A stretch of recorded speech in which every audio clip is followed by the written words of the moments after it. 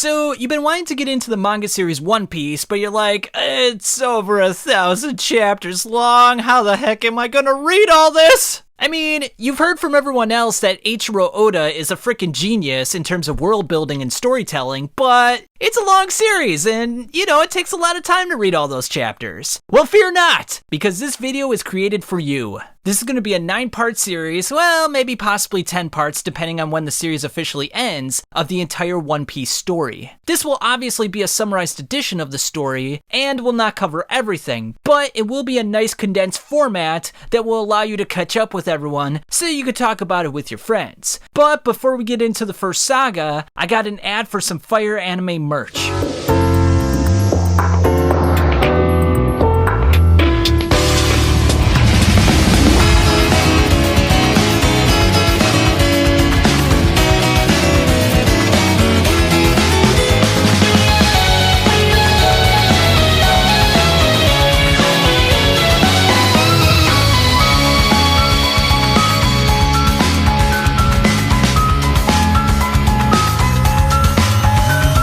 My treasure! Why, it's right where I left it! It's yours if you can find it, but you'll have to search the whole world! We are introduced to a village boy, Monkey D Luffy. He tells a pirate captain, Shanks, that he wants to become a pirate and he's been training. A mountain bandit then walks in and smashes Shanks with a liquor bottle. Luffy gets angry that Shanks didn't fight back, as the boy's arm begins to stretch. It turns out that Luffy ate a gum-gum fruit, one of the fruits of the devil. Later on, Luffy is taken hostage by the mountain bandits. Shanks comes in to save Luffy. Higuma uses a smokescreen to escape with Luffy. Higuma then kicks Luffy into the water. A sea monster then comes in and eats Higuma. Shanks scares away the sea monster and saves Luffy in the process, but ends up losing his arm. Luffy then proclaims that he'll become the king of the pirates. Shanks hands Luffy his hat, as the boy's adventure would begin 10 years later. We then see an older Luffy punching the sea monster with his rubber arm. Luffy then ends up on an island where the Iron Mace Alvida is using it as her base. There he meets a cabin boy by the name of Kobe. Luffy tells him he's after Roger's lost treasure, the One Piece. Lady Alvida bursts in, but Luffy insults her. Gum Gum Pistol! Give Kobe a dinghy. He's gonna join the Navy. The two then leave the island with their new boat. Luffy and Kobe arrive at a naval base. Luffy looks inside a naval prison and sees Zolo, the demonic beast, tied up to a pole. Helmeppo destroys Rika's rice balls and tosses her over the wall. Later on, Helmeppo claims that Zolo will be put to death in 3 days. Luffy punches him and states he'll ask Zolo to join his crew. Luffy then asks Zolo to join his crew again, but he refuses. Zolo states that if Luffy can retrieve his swords, then he'll join his crew. Luffy then destroys the statue of Axe-Hand Morgan by accident, as he tries to escape with Helmeppo. Morgan's soldiers look to kill Zolo and Kobe as Luffy looks for the swords. Zolo then remembers the promise he made to Kuina, in which they would fight each other to be the greatest swordsman ever. Unfortunately, she died shortly afterwards. In the now, Luffy jumps in to block the bullets from killing Zolo and Kobe. What are you? I'm the guy who's gonna be the king of the pirates. You've got yourself a pirate? Replies Zolo. After releasing Zolo, Luffy kicks a bunch of pirates with his rubber leg. Captain Morgan and Luffy then engage each other in a battle. Helmeppo points a gun at Kobe and tells Luffy to stop. Despite this, Zolo takes down Captain Morgan. Morgan's Marines are happy that Captain Morgan's reign of terror is over. Luffy and Kobe decide to go their separate ways, as the latter joins the Navy. The Navy sees Luffy and Zolo off, as the two pirates make their way to the Grand Line. The two pirates soon get hungry, so Luffy attempts to catch a bird, but ends up getting flown away. Some of the Buggy the Clown pirates hop aboard Zolo's boat. Luffy then falls onto an island in front of some pirates. Luffy takes out the pirates as a girl introduces herself. The name's Nami. I specialize in robbing pirates. Want to team up with me? Luffy, however, is not interested in teaming up with her. Pirate Captain Buggy the Clown isn't pleased that they lost the map and shoots one of the pirates with a cannon. Nami says she stole a map of the Grand Line and she wants to buy a certain village. Luffy then asks her to join his crew, but she refuses. Nami then tricks Luffy and ties him up with a rope and takes him to Buggy. Zolo then arrives in the village looking for Luffy. Nami's plan then goes horribly wrong when Buggy orders her to kill Luffy with a Buggy cannon. You pirates took someone dear to me. I'll never become what I hate. The fuse is then lit as Nami fights off the horde of pirates. Zolo then arrives by taking out several pirates. He then proceeds to chop Buggy into little pieces. Buggy's severed arm then attacks Zolo. The chop chop fruit. Zolo then grabs the cage Luffy is in and runs away with him. Clearly we're not dealing with common thieves. I consider this a declaration of war, says Buggy. Nami comes back with the key for Luffy's cage, but a random dog gulps it down. Buggy's vice captain, Moji, then arrives atop a giant lion. Richie, the lion, attacks a cage, freeing Luffy in the process. Luffy defeats Richie with Gum Gum Gavel, and then proceeds to feed the dog that ate the key, surprising Nami. Moji returns to Buggy, but collapses to the ground from exhaustion. The mayor of the town tells Luffy that he's going to fight to protect his village.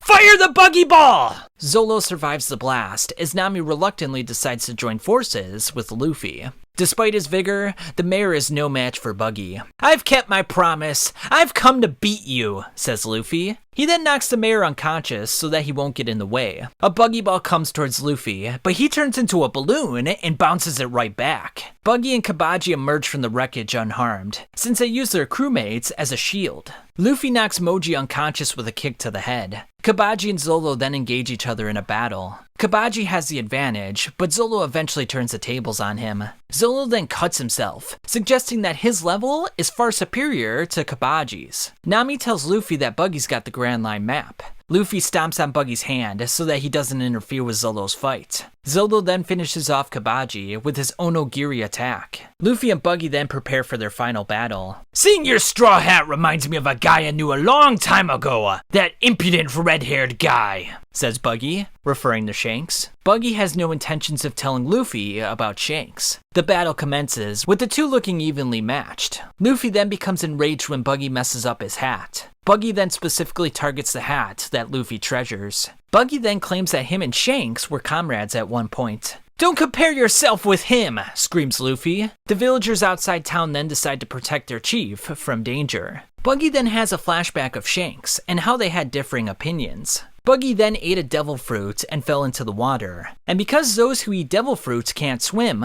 Buggy blames Shanks for the incident. In the now, Buggy notices that Nami stole his treasure, so he lunges at her with killer's intent. Luffy then kicks his lower body in the balls. Buggy separates his body into a dozen pieces. Give me back my treasure! Luffy proceeds to tickle Buggy's feet, but the clown still manages to grab onto the treasure. Luffy kicks him in the face. As Buggy's body begins to reassemble, he then notices that Nami tied up some of his body parts with a rope.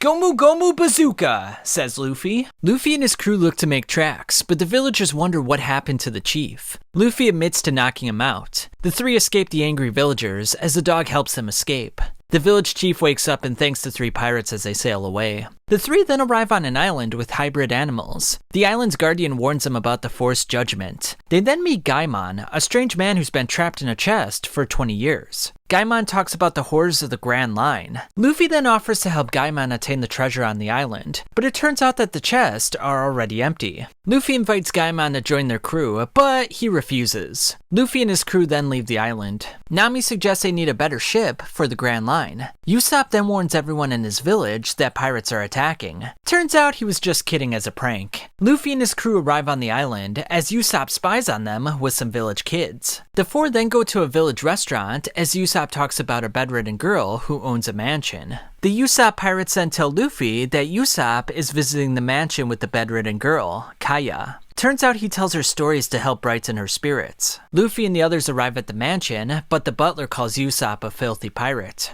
Shut up, yells Usopp. I'm proud that my dad was a pirate. Kaya urges Usopp to avoid violence as the butler calls him a savage. Later on, a strange hypnotist, Django, puts the village boys and himself to sleep. Luffy tells Usopp that he knew his dad, Yasopp, since he was on Shanks' ship. The two then hear the butler and Django discussing a plan to assassinate Kaya. Turns out, the butler used to be Captain Kuro of the Black Cat Pirates. Luffy then warns the two not to touch Kaya. Django uses his hypnotism to make Luffy fall off of the cliff. The butler states that Usopp is a well-known liar, and no one will believe him, so they leave him be. Usopp proceeds to warn everyone about the pirates, but no one believes him due to the constant lying. Kuro then returns to the Black Cat pirate ship, stating they'll all be rich for the rest of their lives, and they'll destroy the village. Kaya bought a special anniversary present for the butler. Usopp is then chased out of the village. He then tells Kaya that the butler is actually a pirate, but she doesn't believe him. Usopp fights off the guards and begs for Kaya to believe him. Kaya slaps him, forcing him to run off as the villagers chase him down. To defend Usopp's reputation, Luffy and his crew want to intervene on his behalf. Inside the mansion, Kuru smashes his anniversary gift and reveals that he's in fact a pirate. The Black Cat pirates make landfall as Luffy's crew realizes they guessed the wrong side of the island that they would dock on. Nami then makes Zoro slide down the oil trap that they set. Sorry, but my treasure is in danger! Usopp engages with the Black Cat pirates as Luffy gets lost on the island. Usopp warns the Black Cats that he's got 100 million crewmen waiting to kill them. Nami whacks Usopp and declares that the treasure on board belongs to her. The two then prepare to fight off the pirates. Usopp is then whacked on the head with a crude hammer. Nami is knocked down too, but then Luffy and Zoro come in to save the day. Usopp, you idiot! You didn't tell me which way was north! Kuru wonders where the Black Cats are and says that he'll kill them if they forget his plans. Django then hypnotizes the pirates to become stronger. Luffy also gets hypnotized and receives a boost in energy. Gatling gun! Luffy rips off the bow of the ship, but Django puts him to sleep. Kaya finds Mary unconscious on the ground and finds out that Kuru is indeed a pirate. Meanwhile, Django calls upon the Nyaban brothers, Sham and Buchi. Zoro blocks Sham's attack with his sword. After stealing Zoro's swords, Sham tosses them aside. Zoro slices Sham and rushes towards his swords. Sham then jumps on Zoro's back as Buchi performs a dropkick. Zoro then defends himself against the two as they attack relentlessly. Sham and Buchi then cut open Zoro's chest. Nami goes for Zoro's swords, but Django cuts her with a disc. What the hell happened? Screams Kuro. Sham and Buchi say Kuro has gotten soft as they lunge towards him. Kuro dodges their attacks and threatens the two with the blades in his thumbs. If you can't settle this in 5 minutes, none will escape my wrath. Nami kicks Zoro's swords towards him. He then defeats Sham and Buchi with his Tiger Hunt attack. Buchi is then hypnotized to become stronger. Wake up! Screams Nami as she kicks Luffy. Sit on my face. I'll split you in two, says Django as he tosses chakram at Nami. I'll split you in two, says Django as he tosses chakram at Nami. Luffy wakes up as the chakram goes into the back of his head. Luffy pulls out the chakram as he screams in agony. Kaya then appears from the rear as everyone is stunned. She offers Kuro money, but he wants the pirates to destroy the village and for her to leave a will for him. Leave the village, yells Kaya. Usopp attacks Kuro, but he dodges the attack. Kuro then looks for the kill, but Luffy intervenes on Usopp's behalf. The children pirates under Usopp then attack Kuro. Kuro then stands up and kicks down Usopp. Looks like you possess the power of the devil's fruit, says Kuro. Yup, I ate a Gumu Gumu fruit, and I've become a rubber man. Buchi then performs a flying dropkick on Zoro. Usopp then orders the pirate group to protect Kaya. He then uses his slingshot to knock down Django so that Kaya can escape. Leave this to us, says Luffy. Usopp wants to help out, but he can't move his body. After defeating Buchi, Zoro puts Usopp on his back. Luffy distracts Kuro from interfering. Elsewhere, Django has found Kaya and the kids. Kuro proves to be quite strong. 3 years ago, Captain Kuro was constantly chased by the government. Tired of this lifestyle, he had someone else turn himself in as Captain Kuro as he escaped. In the now, Luffy uses a rock to destroy Kuru's claws. My dreams are far greater than your plans, yells Luffy. Kuro manages to stand up, stating that all his crew members will die with no exception, including Django. In the forest, Django attempts to hypnotize Kaya, but the boys interfere with his plans. Kuro explains that he intended to kill them all from the beginning. Since them being alive would be to his disadvantage, he can't have anyone know about his real identity. Luffy then knocks him back, saying he doesn't know what a true pirate is. Kuro proceeds to attack everyone in the surrounding area, as Luffy becomes furious. Come out, you evil butler! Yells Luffy. Django retrieves the will from Kaya as he prepares to kill her. Zoro and Usopp then arrive in the nick of time. Meanwhile, Luffy wraps his arms around Kuro and headbutts him in the face. Luffy then tosses the limbless body of Kuro towards the Black Cat pirates. After defeating Django, Usopp tells the kids and Kaya to keep everything that happened a secret. Usopp then thanks Luffy's crew for helping protect the village. Kaya tends to Mary's wounds as the latter agrees to go along with the fictitious story. Elsewhere, Usopp reveals that he's going to leave the village and become a real pirate. He then officially disbands the Usopp pirate group. Kaya tells Luffy that she's going to give him a ship as a thanks for everything that he did.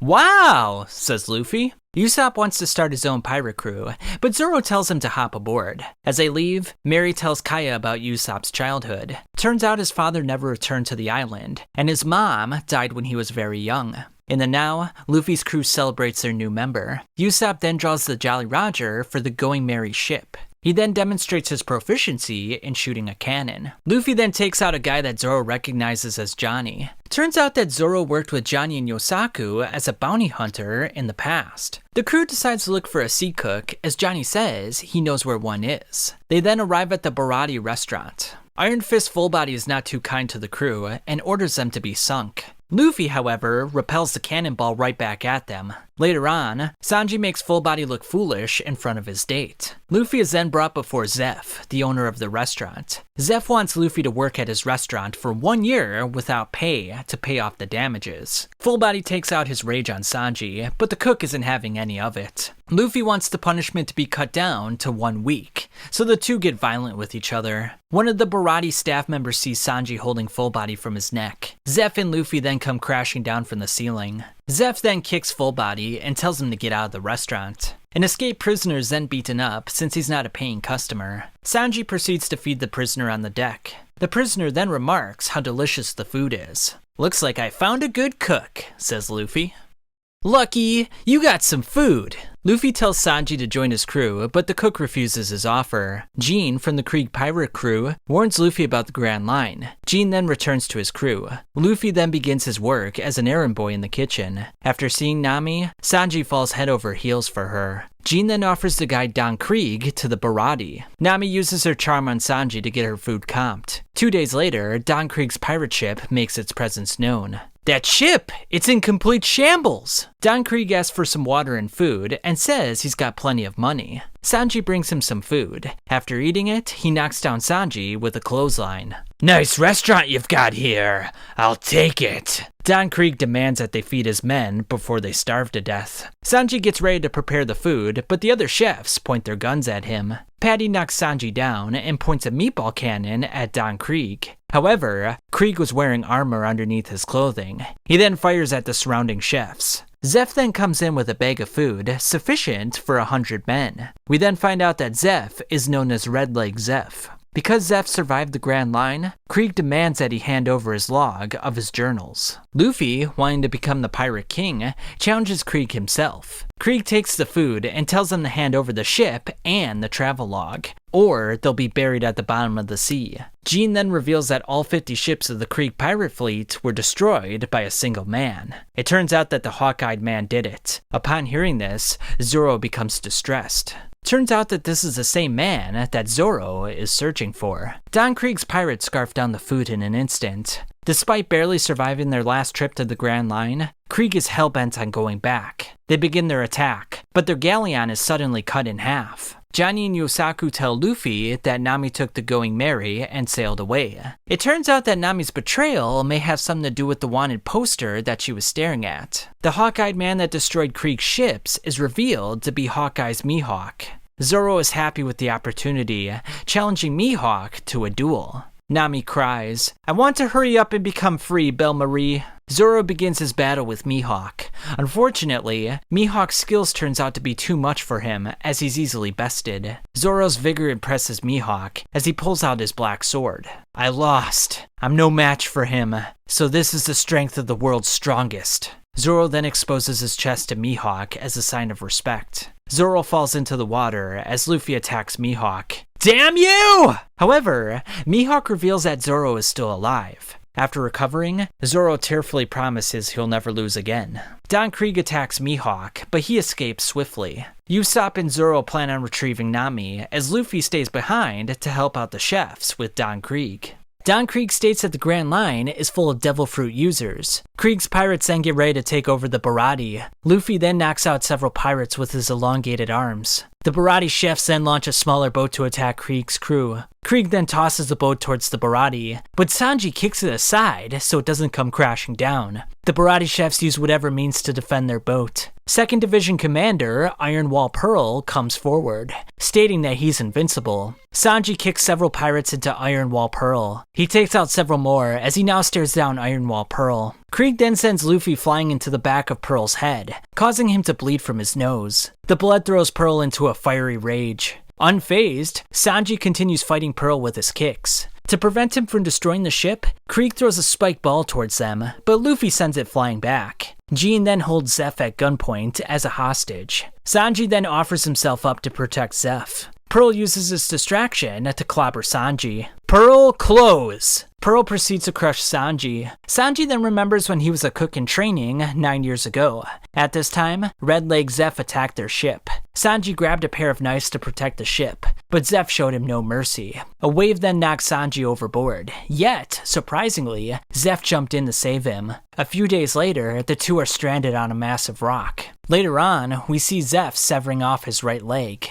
On the 5th day, Sanji sees a ship, but it doesn't see him. Sanji then looks tired and emaciated on the 70th day. He looks to steal some of Zeph's food, but his bag is full of treasure. Turns out that Zeph ate his own leg and gave the last of the food to Sanji. Zeph then talks about building a restaurant floating on a vast ocean. On the 85th day, the two are finally saved. In the now, Sanji says, "If I can't even put my life at risk to save him, then I can never repay my debt to him." Sanji wants to preserve the Baratie as long as he can. "Surprise!" screams Pearl. Luffy then uses Gum Gum Battle Axe to bust up the fin. He then reveals that he's gonna sink the Baratie so that Krieg doesn't get his prize. Jean then destroys Pearl since he wants to defeat Sanji himself. Sanji and Jean begin their battle as Krieg threatens Luffy with his poison gas MH5. Luffy attempts to bounce it back, but it turns out to be a shuriken bomb. Krieg then states he'll deal with Luffy personally. Jean and Sanji look to be evenly matched. Luffy attempts to attack Krieg when he's distracted, but Krieg fires stakes at him.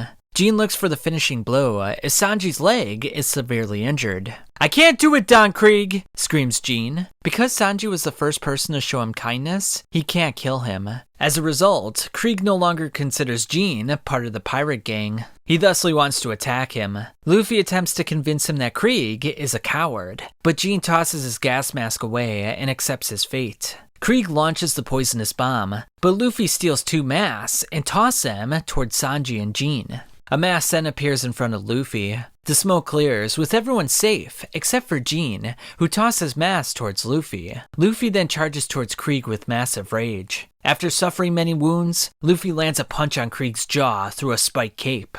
"This ain't no place for me to die," says Luffy. Krieg stands up and whacks Luffy with his shield. Luffy, however, gets behind him and brings him down with his foot. Krieg then brings out his great war spear. Krieg seizes the advantage, but Luffy proves to be too resilient. Krieg goes in for the final blow, but Luffy states that he wants one more. It looks to be all over, but Luffy remarks that he punched it 5 times. Luffy jumps around the ship like a monkey. "Gomu Gomu Gatling Gun!" Luffy continues attacking Krieg's arm as the captain laughs at him. Sanji screams errand boy as Luffy uses Gumu Gumu Bazooka to finally shatter Krieg's armor. Nevertheless, Krieg uses a net to catch Luffy and plans on drowning him underwater since he can't swim. Unrelenting, Luffy uses his final attack, Gomu Gomu Sledgehammer, to defeat Don Krieg. Jean is shocked that Krieg lost as Sanji rescues Luffy from drowning in the water. Krieg goes berserk, claiming that he's the strongest, but Jean knocks out the weakened captain and says they've lost.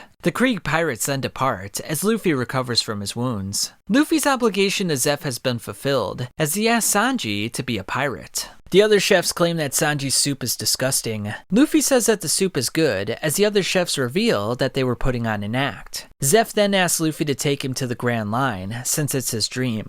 Sanji finally agrees to join Luffy on the voyage. "Sounds great! Woohoo!" Zeph then recalls his times with Sanji in the restaurant. Before leaving, Sanji bows down and thanks Zeph for taking care of him for so long. "Let's meet again one day, you good-for-nothing bastards!" Yosaku warns Luffy about the Grand Line and the 3 great powers that rule over it. One of which being the Oka Shichibukai, which consists of 7 pirates authorized by the world government. In fact, Mihawk is one of those 7 pirates. They are now heading to Arlong Park, ruled by Arlong, who fought alongside Jinbei, a member of the Shichibukai. Turns out that Nami was staring at a wanted poster with Arlong on it. Meanwhile, at Arlong Park, Arlong makes a deal with a corrupt marine, Nezumi. revealing that she's a crew officer for Arlong. Zoro is then tied up to prevent him from foolishly attacking. Usopp and Johnny then flee the boat as two fishmen approach Zoro. A fishman then chases Usopp, but a woman, Nojiko, knocks him out and takes him to her house. It turns out that Chabo's father was killed by a fishman. He wants revenge, but Nojiko tells him to take care of his mother. Nojiko then tells Usopp that Nami and her were foster sisters, and that Nami is part of the Arlong pirates. Usopp is furious that Nami was planning on stealing their money from the beginning. Zoro is then captured by Arlong and is seen in Arlong Park.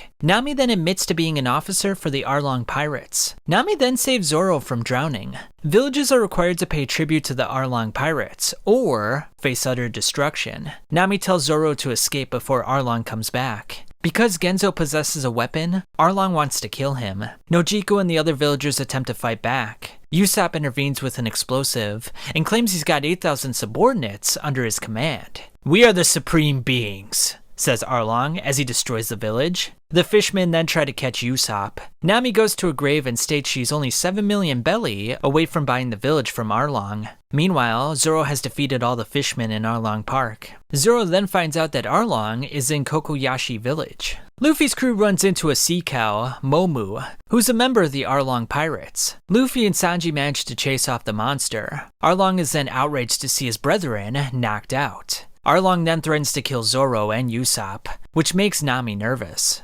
Elsewhere, Luffy has Momu take them to Arlong Park. To regain trust with the Arlong pirates, Nami engages Usopp in battle. Nami stabs Usopp and tosses him into the water. She did all this to save her village. Watching the events from afar, Johnny calls her a witch. Meanwhile, Luffy's crew is almost at Arlong Park. Luffy's boat then lands next to Zoro. Johnny tells the four that Usopp was killed. "There's no way Nami would kill Usopp.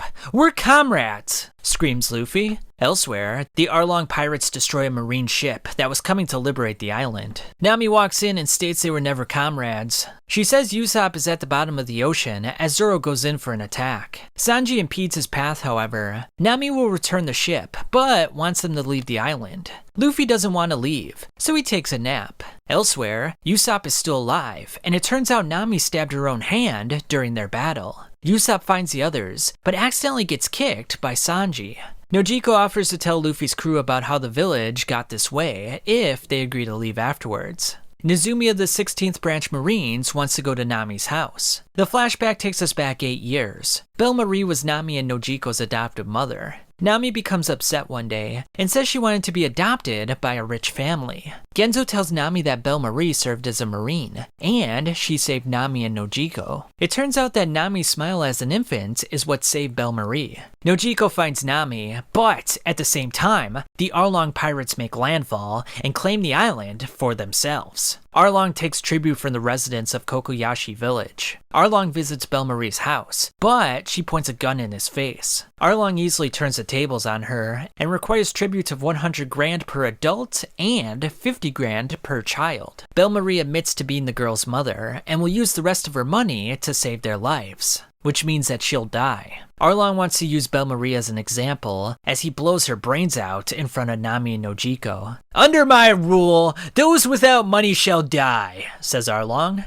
Later on, Nami becomes a cartographer for the Arlong pirates, to the disappointment of the other villagers. At Belle Marie's grave, Nami tells Nojiko that she's going to buy the island for 100 million belly. In the now, Nami looks pleased that she's almost free of Arlong. Nezumi arrives at Nami's house, demanding that she return all the stolen goods that she took. Genzo and the other villagers knew about the money Nami was saving up, but they kept it a secret to avoid pressuring her. Nami goes to Arlong saying that he broke their promise. "When exactly did I ever break a promise? Please tell me." Captain Nezumi laughs after stealing Nami's money. If Nami runs away, Arlong will kill everyone in Kokoyashi village. The citizens want to fight, but Nami tells them that she'll save up the money again. But the citizens are too enraged as they charge forward. Nami stabs her pirate tattoo, but Luffy grabs her hand before she does it again. "Luffy, help me."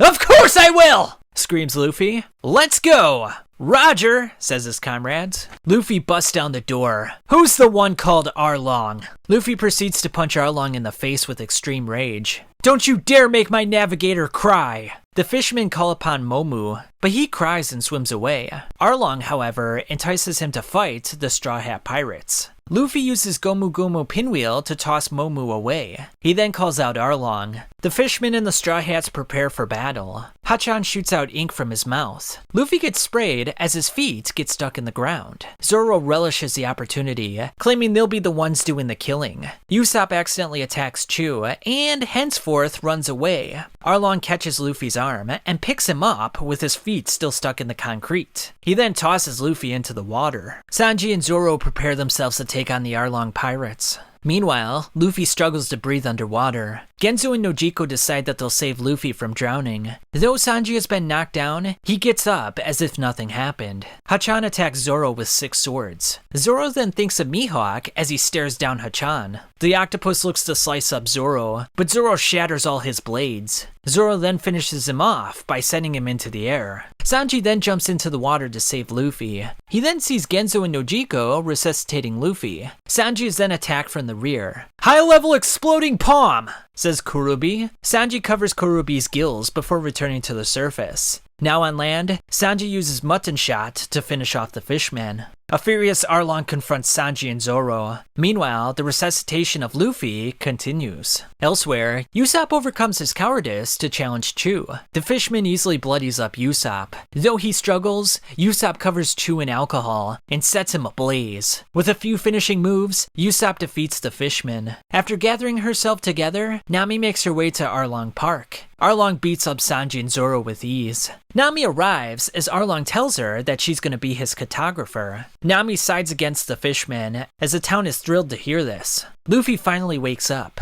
Zoro aims to distract Arlong while Sanji releases Luffy's body. Zoro struggles against Arlong as a revived Hachan chases after Sanji. Arlong wonders how Zoro can still be living with the severity of his injuries. Before Hachan gets to Sanji, his wounds reopen and he's out of commission. Sanji then breaks the concrete that Luffy is stuck in. "I'm back!" Luffy switches with Zoro and begins his barrage of attacks on Arlong. A rage-filled Arlong fights back and even bites through a stone pillar. Luffy puts continuous pressure on Arlong, even shattering his teeth in the process. "I can beat you," says Luffy to Arlong. Arlong then grows 2 sets of teeth to attack Luffy with. Luffy uses a fishman as a shield as he gets an idea. Luffy puts the fishman's teeth in his mouth, but his jaws aren't strong enough to use them properly. Arlong injures Luffy and jumps into the sea. He then torpedoes his body into Luffy. The attacks continue as Luffy determines that he needs to destroy Arlong's nose. Luffy uses Gomu Gomu Shield to stop Arlong's attack. He then uses his fingernails as a net and his toes as a spear to inflict pain. Arlong returns the favor as his rage is at an all-time high. He then attacks with his sword, Kiribachi. The fight eventually ends up in the cartography room. Arlong says that Nami has drawn all these maps, and once the fishmen memorize them all, they'll be invincible. Luffy gets enraged by the fact that they use Nami for their own personal gain. He then becomes furious, destroying all the maps in the room. "Those maps took Nami 8 years to draw," says Arlong as he clutches onto Luffy's neck. "Thank you," says Nami. Luffy wants to erase the cartography room that she was forced to work in. Arlong bites onto his chest, but Luffy stomps on his face in return. With this, Arlong Park comes crashing down. The townsfolk then stare at the ruins. Luffy then emerges from the wreckage. "Nami, you're my crewmate! Got it?" Nezumi arrives, stating he'll take credit for their victory. Nezumi then arrives, stating that he'll take credit for their victory. Nami whacks him with a staff and demands her money back. Nezumi then vows revenge on Luffy for this as he proceeds to leave.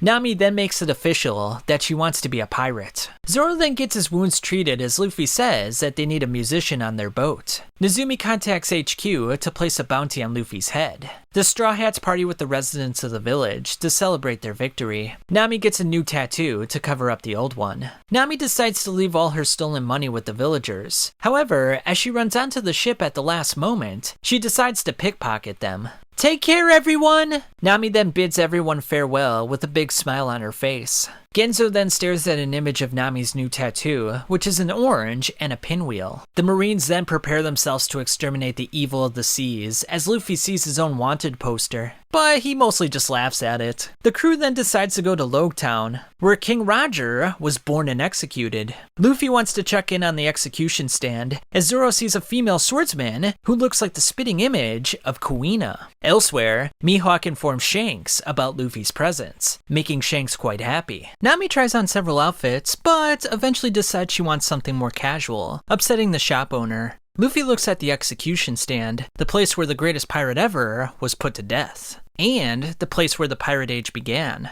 Zoro thinks about how that girl he just saw looks like Kuina. He then enters a sword shop to buy 2 new swords. The shop owner becomes fascinated with Zoro's sword and offers to buy it from him, though he gives him a lowball offer. The girl from earlier recognizes the swords as a Wado Ichimonji. She claims it's one of the 21 great swords, and it can't be sold for anything less than 1 million belly. The woman, not knowing who Zoro is, states that his 3 swords remind her of the famous Zoro. She then bemoans how all the great swordsmen are either pirates or bounty hunters. She wants to retrieve all the masterwork blades from the hands of the criminals. The girl then tells Zoro to buy the Sandai Kitetsu, but the shop owner says that it's cursed. Unfazed by this, Zoro accepts the challenge of wielding a cursed sword. Zoro tosses a sword into the air, but it doesn't leave a scratch on him. I'll take it. Impressed by Zoro's skills, the shop owner gives him a black lacquered sword in addition to the Kitetsu, free of charge. Unbeknownst to Zoro, the girl with the glasses is Tashigi, a marine. Sanji buys himself an elephant trunk tuna. Nami then buys some clothing from a store. Luffy then stands on the execution stand that King Roger stood upon before his death. A lady then claims she's been looking all over for Luffy.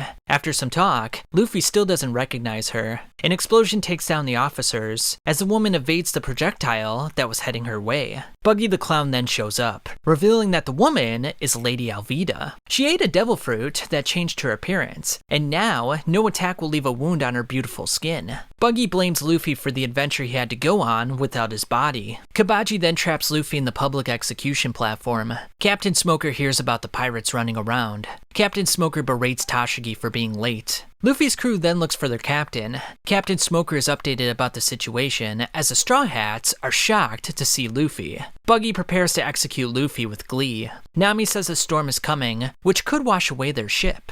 At the Straw Hat ship, Moji and Richie prepare to set it on fire. After Luffy is beheaded, Captain Smoker plans on catching Buggy and Alvida. With his last words, Luffy says, "I'm the man who will become the Pirate King." Zoro and Sanji head for the execution stand, as Tashigi recognizes Zoro from earlier. Luffy smiles. "Sorry, but it looks like I'm dead." Lightning strikes down as Luffy's hat falls onto the ground. Looks like I survived! How lucky! Luffy's crew runs off as Captain Smoker wonders why Luffy was smiling at the execution stand. In fact, he smiled just like King Roger did when he was about to die. Captain Smoker vows to not allow Luffy to leave the island. That which cannot be stopped, inherited will, a man's dream, and the flow of time. As long as a man continues to seek out the answer to freedom, these things shall never be stopped. Pirate King Roger. Undeterred by his setback, Buggy aims to finish off the Straw Hats. Buggy then turns into a car as Alvida slides down a ramp. Smoker heads for Luffy, as the Marines have developed special nets for capturing Devil Fruit users. Moji and Richie can't get a fire started with the downpour. Nami and Usopp distract the two as they get onto the Going Merry.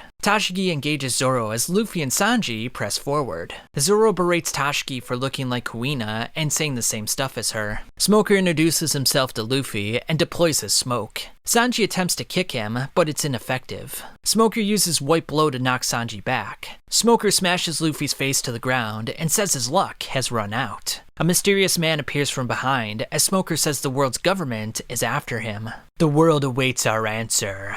A gust of wind breaks out as Luffy, Sanji, and Zoro escape. "Why did you help him escape, Dragon?" says Smoker. "What reason do you have for preventing a man from setting sail?" says Dragon. Luffy and the gang hurry onto the ship. Smoker and Tashigi prepare to go to the Grand Line. Buggy and his crew decide on going to the Grand Line as well. In fact, it sounds like Buggy's been there before. The Straw Hats then spot the lighthouse, signaling the Grand Line. "So, what shall we do? To find all blue, to become the Pirate King, to be the greatest swordsman, to draw a map of the world, to become a brave warrior of all the seas. off to the Grand Line we go. And with that, guys, that officially ends the East Blue Saga. Catch you guys next time.